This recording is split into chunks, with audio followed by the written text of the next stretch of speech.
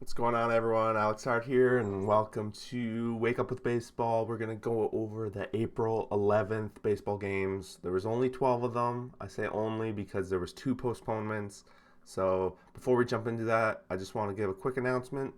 First power ranking video of the season came out, really the second, but the first since the season started. So check that out. It'll be recommended at the end of this video, or just go to the channel and check that out after you watch this video. And also please please subscribe, and we'll just go right into it here. Because you know me, I like to try to rip through these 12 games, try to make the game not so long as possible. And yeah, we're gonna start off with the Boston Red Sox and the Baltimore Orioles. Boston really bouncing back since being swept by the Orioles at the start, and they're putting them back in their place. 14 for Boston this game. They gave up 9, and the Orioles scored 9. Lots of runs in this one, and Boston was really out to a huge lead in the beginning, 9-1. The biggest highlight: JD Martinez, 3 home runs, 4 RBIs only, but 3 home runs. It's up to 5 this year so far. Verdugo hits his first of the season. Devers hits 2 as well, so now he's up to 4. Overall, 6 home runs for the Red Sox. It's pretty awesome. Franco hits his first of the season. Trey Mancini hits his second of the season for Orioles. But it was too little too late for these guys. They were just down and out, and too big of a hole to climb. Lopez, 7 earned runs over 4. Pivetta on the other side, 4 earned runs over 6. Both pitchers, well, not both pitchers. Pivetta went 100 pitches, and Lopez only went a short leash, but after 7 runs, you're going to be out of the game pretty quick. Boston's now won 6 in a row. If we can get to 10, I'll do a nice little win streak video on them. Chicago White Sox.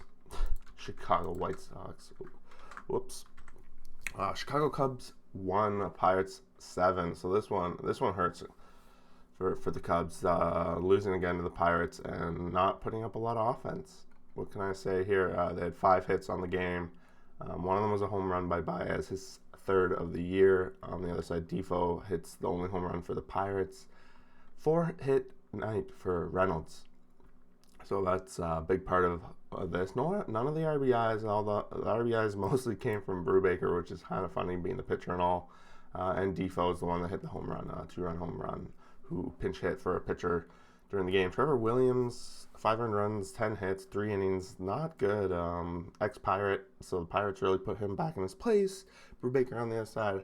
It's a pretty good start so far for them. 2 starts now, 5.1 innings pitched today, 1 earned run. He's got a 1.93 ERA. So that's very good. Brubaker is off to a good start. Maybe we got some sign of life in these Pittsburgh Pirates. Who knows? But Pirates go to 3-6. Probably a lot better than at least I expected. I don't know about you guys. Next up, we got Indians 5, Tigers 2. Indians now on a little bit of a run here, taking care of business with the Tigers. Looking better than they did for that first series they played against them. That's for sure. Wilson Ramos hits his 4th home run of the season. Probably leading the catchers with home runs, I think, at this rate. Maybe look into that. That's kind of an interesting statistic. On the other side, the Cleveland didn't hit any home runs. They got it done on the base pads. Eddie Rosario gets his first stolen base of the year as well. Allen went 5 innings, 1 earned run. Again, I'm going to keep reiterating it. Cleveland pitchers getting it done. Urena on the other side, that's his 2nd start for Detroit, and not good at all. 4.2, 2 earned runs, but he had 5 walks, and this guy's always had trouble with walks, and his ERA is already up. Daniel Norris in relief again gives up an earned run, so he's had a rough relief appearances so far. I don't know how many he's up to. He's probably around 4 or 5, and it seems like every time he's giving up a couple runs, or at least a run in this case. So keep an eye on him. I don't know how long they'll keep putting him. I know as an ex-Blue Jay prospect, he had a lot of promise. So this one, we got the Yankees with again back and forth early in this game. 3 runs for the top for the Yankees, and Rays came back, and it was back and forth. Ends up going to extra innings where the Yankees just pound on 4. So the score looks a lot bigger than it was a lot closer than the score looks, I should say, with the 4 in the top. And you know how I feel about that. Urshela hits his first home run of the season, and Zunino hits one, and Randy Arozarena hits his second of the year overall. So that's good. Jordan Montgomery, again, these Yankees starting their depth pitching is not performing up to what they need. On the other side, this Honeywell Jr. guy, it was his major league debut as a starter. He only went 2 innings, 2 strikeouts, and it's Tampa Bay way to kind of like go on from there. But maybe they should have stuck with him, gave him a longer leash, because he had no hits, no walks, no nothing. So like, why pull him out? But they went to Waka after that, and Waka fell apart. 4 innings pitched, 3 earned runs, and he doesn't even get the loss because they end up being tied going to extras. Sadly, yeah, Colin McHugh gets lost on that one. Next up, we got the Mariners 8, the Twins 6, and this time the Twins lost in 9, but it was the top of the 9th. So now if we go to saying the Twins 8-inning games, they'll win them all, right? No, probably not. But in this case, they get to the 9th, and they're down by 1, the Mariners, and Kyle Seager hits that home run to put them ahead, and it's a monster. Kyle Seager really put them on their back this game. 4 hits, 4 RBIs. He had 2 home runs, just all around awesome. Trammell hits his second of the season as well. Then Byron Buxton hits his 5th of the season. So that, I guess him and JD are up top there with 5. Seattle, this is 2 games in a row now where they came back on the Twins late. So the Twins can't be too excited about that. And they fall to 5-4. Shoemaker, again, he went 5 innings pitched for Minnesota, 4 earned runs, not the greatest start for him, 7 strikeouts. Flexen, 5 innings pitched, 5 Ks, 5 earned runs. So both these starters give up a bunch of runs, that's for sure. But the Mariners got to be happy, tied with the Twins in theory with overall standings. Another extra inning game, Royals 4, White Sox 3. Home runs, Carlos Santana for the Royals, and Adam Eaton hits his 2nd of the season. That 9th inning home run by Carlos Santana ends up tying the game and sending it to extras. So Santana, that signing they made, finally paying off. Otherwise, he's still batting about 185, struggling a little bit. Merrifield continues to have an amazing start to the season. 2 hits on this one. On the other side, it was only like spread out 5 hits. Mercedes, no hits for him, but he has 3 walks. So wow, what a monster! Minor got the 1 earned run, so that's a good sign. Kansas City had a pitcher with only 1 earned run. However, he didn't last too long. He went 85 pitches over 4 innings. So not the length you want, but their bullpen got job done with Greg Holland in there and Wade Davis. Pretty solid. Dylan Cease on the other side, 1 earned run, 6K, so he had another fairly good outing, but didn't quite get to 5. 4.2 innings pitched, and where is he on here? He had 90 pitches, so both somewhat shorter leashes. Probably got into some sort of trouble there, but I didn't see it specifically. Moving on, we got Brewers 9, Cardinals 3. Brewers offense is waking up, but one thing to say here is Yelich, he left the game during the game with an injury, so that could be of somewhat concern for them. Their offense was on fire again, and Alveus Garcia again continued to his monster game from yesterday with his 2nd home run of the season. Travis Shaw also hit a home run of the season, but on top of that, Travis Shaw again left the game as well. So there's no word about what those are so far, but for them, you got to be a little bit worried because those are 2 of their core members on this offense that's just finally started to heat up. Brett Anderson, 5 innings pitched, 1 earned run. Ponce de Leon on the other side, 7 earned runs. So he only went 1.1 innings. Then they went to the bullpen. And then the bullpen only gave up 1 after that, but the Cardinals only had 3. So no home runs for them.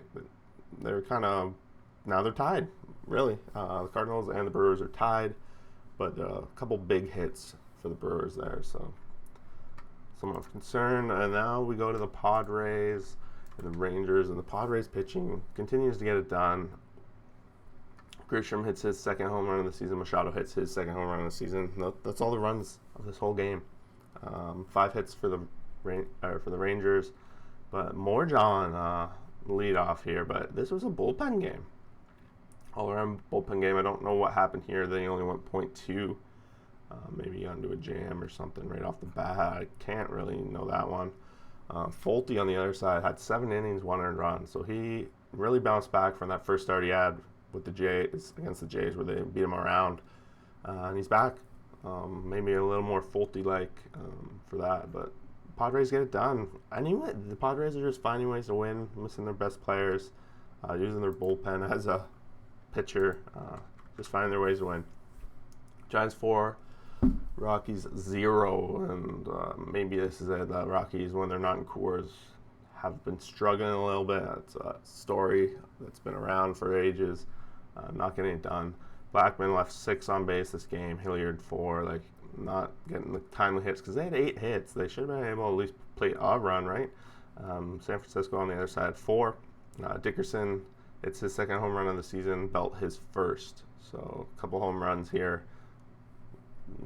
Ends up being really the difference. DeSclafani, 6 innings pitched, 8 Ks, no hits, or no, not no hits, 0 runs, sorry, 6 hits, 1 walk.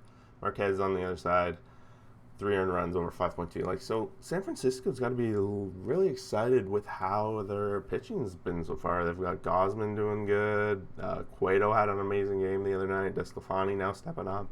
And they definitely have some pitching depth that some of these other top teams that I've been talking about don't seem to have. So some of those signings, maybe in the offseason, they're going to definitely pay off with the way it's going. If they're not in the playoffs, they'll be able to trade them at the very least. All right, D-backs 7, Reds 0. Reds maybe coming back down to earth now with back-to-back losses. 2 hits, so we'll go to the pitchers here. Luke Weaver had a great start, 7 innings pitched, 8 Ks. It's a good start, good rebound from his last game, although it wasn't too bad. De Leon on the other side, 4.1, 9 Ks, but 6 earned runs, so not good. In the offense, so Luke Weaver put them in their place, really, it looks like. So home runs, we got Peralta hits his first of the season, Edward Escobar hits his 4th, and Diamondbacks get a little bit of offense, a little bit of pitching. They got to be pumped about that. Now I'm starting to look a little bit at these stolen bases now after yesterday, that little Castro guy. Going to see if he can keep his streak alive. I don't know if they show caught stealings on the stolen base part, but maybe we'll find out along the way. Next up, Dodgers continue to get it done. Even though they are missing Mookie Betts, now I think, 3 or 4 games in a row that he's been out with some sort of sideline. It still does matter. Their pitching will get it done. Kershaw, 6 innings pitched, 6 Ks against Scherzer, who only gave up 1 earned run over 6. Then it was battle of the bullpens, and you got to give the edge to the Dodgers, and they get it done. No runs for Washington, so that's, I think, over the course of this series with the Dodgers, they really struggled with offense. But I'm not going to hold too much against them. Dodgers are the Dodgers. Dodgers going to Dodger, right? That's what we've been saying. Home runs, we got McKinstry hits his second, maybe his first out of the park. I didn't see that this time it was in the park, so we'll assume it's out of the park. And then to end things off here, Sunday night baseball game, we had to end the week on a controversy, right? The Phillies 7, Braves 6. This one was, exciting game to watch. If you watch Sunday Night Baseball, it's probably one of the closer games. Atlanta took a big lead out at the start, and you're just starting to think, okay, this Atlanta team, their offense is really here, and they're back, and they're ready. They're going to start smashing these teams. But Philly did no sleep for Philly. Harper ends up getting a home run in this game. Hoskins gets 1. Gregorius gets 1. So they start going to their long ball and showing that their offense as well is something that needs to be talked about. And look at that, I'm talking about it. 4 RBIs for Gregorius. Was that a grand slam? I didn't think it was at the time when I was watching it. No, it was only 2 on, so I don't know. That might have been a sac fly or something along the way. Harper hits his home run, so what's that? His second of the year. On the other side, Ozzy Albus hits his first of the year. Freeman hits His fourth, and Acuna hits his fourth. So lots of home runs. If you like home runs, you like baseball, you like close games, and then you like controversy, this Sunday night game was the one to watch. It ended on a sac fly. Alec Blom coming in from home. You have to watch it because I can't really explain it, but as he's sliding, it's pretty clear he doesn't touch home plate, and then he gets tagged it out, but they call him safe. They review it, and he stays safe, so I don't know how they reviewed it and had such a outcome, but they did. Matt Moore, 5 innings pitched, 5 earned runs, so Matt Moore, I don't know, he might not be able to make the transition. Philly, see what they're trying to do, bringing him over. Drew Smyly on the other side, 5, so like they matched each other with 5 innings pitched, and then it became a bullpen game. The bullpens, they did pretty well, and that, like I said, that this ended on a controversy. But what can you do? That's baseball. There's always going to be controversy. I think we had at least 2 this week if you count the lean in, and there's probably more that I'm not even thinking of. But that wraps up Sunday.